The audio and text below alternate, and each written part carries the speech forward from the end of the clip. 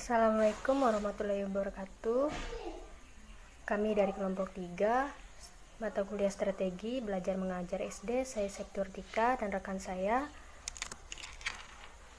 Swastri Kapratiwi. Kali ini kami akan memaparkan materi kami, yaitu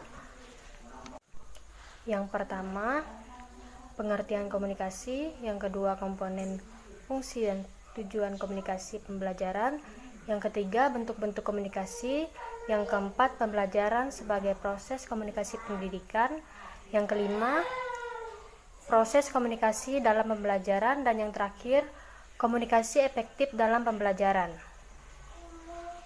Baik, saya akan menjelaskan yang pertama, yaitu pengertian komunikasi.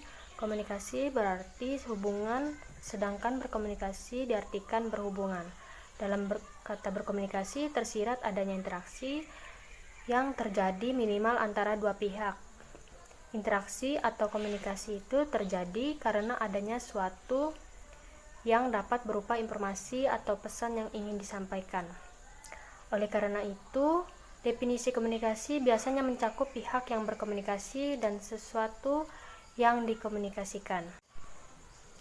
Komunikasi ini dapat didefinisikan dengan berbagai cara, seperti yang dikemukakan Wirjawan dan Nur Hadi 1990, Wardani 2005 antara lain.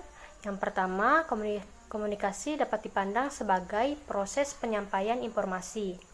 Yang kedua, komunikasi adalah proses penyampaian gagasan dari seseorang kepada orang lain.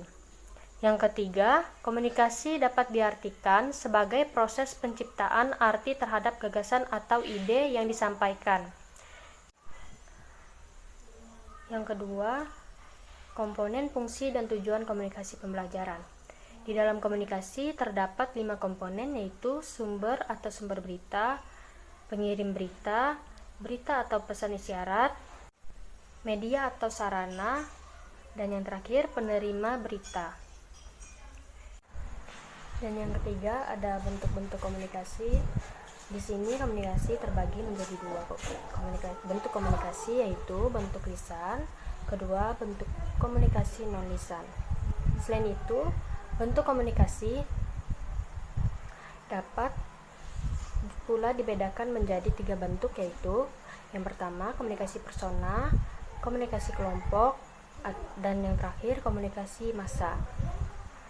Baik, di sini saya akan melanjutkan materi selanjutnya, yaitu proses komunikasi dalam pembelajaran. Pembelajaran pada hakikatnya merupakan proses komunikasi dalam pendidikan, yaitu terjadinya proses penyampaian pesan dari sumber pesan ke penerima pesan melalui saluran atau media tertentu. Proses ini diwujudkan melalui kegiatan penyampaian pesan, tukar-menukar pesan atau informasi dari pengajar kepada pembelajar, atau sebaliknya. Dalam pembelajaran, pesan atau informasi yang disampaikan dapat berupa pengetahuan, keahlian, skill, ide, pengalaman, dan sebagainya. Komunikasi sebagai suatu proses mempunyai faktor-faktor yang mempengaruhi berjalan lancar atau tidaknya komunikasi. Yang pertama, faktor pengetahuan. Dalam hal ini, semakin luas ilmu pengetahuan yang dimiliki seseorang, maka semakin banyak pembendaharaan kata yang dimiliki sehingga mempermudah berkomunikasi dengan lancar. Yang kedua adalah pengalaman. Pengalaman pun mempengaruhi komunikasi, di mana semakin banyak seseorang memiliki pengalaman, maka akan menyebabkan terbiasa untuk menghadapi sebuah masalah. Karena ketika sering atau terbiasa menghadapi masalah, tentu akan membuat lancar berbicara dalam berbagai keadaan. Yang ketiga, faktor inteligensi, di mana faktor ini berkaitan dengan pembendaharaan kata seseorang, di mana ini akan membuat berbicara terputus-putus antara kata yang satu dengan yang lain. Yang keempat, faktor kepribadian. Seperti yang kita tahu, percaya diri merupakan hal yang sangat penting dalam komunikasi. Oleh sebab itu, sifat pemalu atau kurang bergaul akan membuat seseorang kurang lancar dalam berbicara. Yang kelima, faktor biologis, di mana faktor ini disebabkan oleh gangguan pada organ-organ berbicara, sehingga menimbulkan gangguan komunikasi. Baik, materi yang selanjutnya, komunikasi efektif dalam pembelajaran. Kegagalan dalam pembelajaran sering kita jumpai sebab lemahnya sistem komunikasi.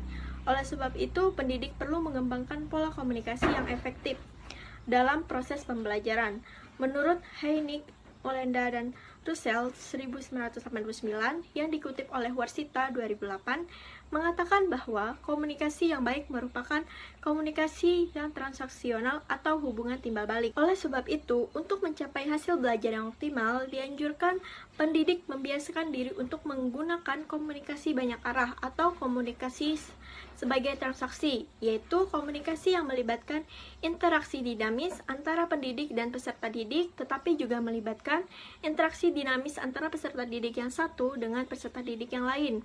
Komunikasi dikatakan efektif apabila terdapat aliran informasi dua arah antara komunikator dan komikan, dan informasi tersebut sama-sama direspon sesuai dengan harapan.